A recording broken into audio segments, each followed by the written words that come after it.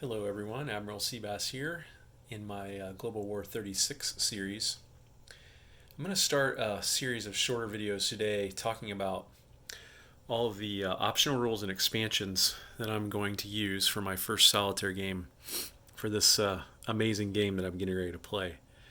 So if I turn around here, my whiteboard, I'm going to show you briefly. I've got 9 optional rules and expansions that I'm playing around with. And I want to make a video for each one.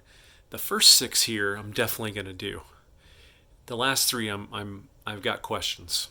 So the first one is Battlecruisers. If you watch my Global 40 series, you saw me use Battlecruisers. And I made some rules for Battlecruisers for Global 40, and I had to modify those slightly for Global War 36 because the cost of the units for cruisers and battleships is different in Global War 36 versus Global 40. So, for example, in Global 40, a cruiser costs 12, and I believe a battleship costs 20, and that's all paid in one turn. But in Global War 36, a cruiser, depending on the country, could cost you between 11 and 12, and it's paid over a number of turns. And a battleship could cost you between 20 and 22, and it's also paid over a number of turns. So I looked closely at all of the information on cruisers and battleships for all the different countries, the major countries in Global War 36, and I came up and settled on the following stats. For the US, Japan, and Britain, battlecruiser is going to cost you a total of 15, and you're going to pay that 5 at a time over 3 turns. Attack's going to be 7, defense is going to be 7, movement's going to be 3. It's going to shore bombard at a 3. And it's going to have naval target select of 1 to 3. And that is a capability that normal battleships and cruisers do not have.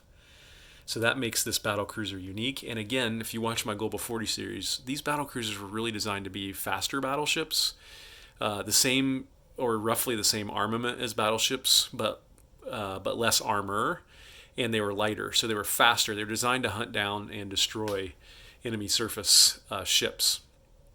For every other country, the cost is going to be 2 higher, and it's going to be 665 versus 555, and that is calibrated to the unit costs for all those other countries. In this game, the US, Japan, and Britain tend to have cheaper production of naval units, so this reflects that. So how's this going to work in practice? Well, I've got a little example set up here. And in this example, we've got a U.S. battle cruiser, which is the Baltimore-class Sculp, available from Historical Board Gaming, going against 2 Japanese destroyers and a normal cruiser. So I realize you probably never make this attack in real life unless you're desperate, but I wanted to demonstrate how this would work. So let's say we're the attacker, and we're going to roll. We hit on 7 or less, and we got a 10. Let's say instead that was a 4. So that's a normal hit, right? A 4. In that case, a Japanese player could select which unit he or she was going to take as a loss. And in this case, they would take the destroyer as a loss. That's a cheaper unit. It defends less capably than the cruiser. And it's typical a strategy in this type of game to take a destroyer here. But let's say instead that the U.S. player with this battlecruiser had rolled a 1, a 2, or a 3. Come back up here, they have naval target select on 1 to 3.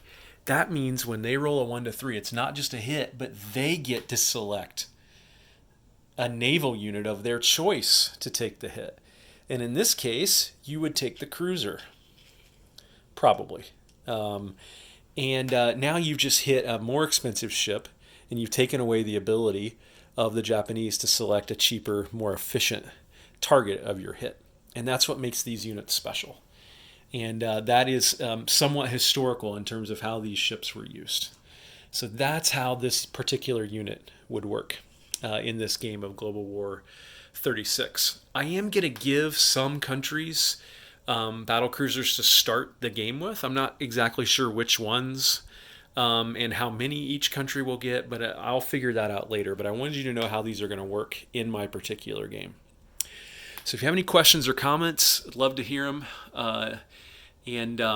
that's how I'm going to use these battle cruisers in my first game of Global War 36.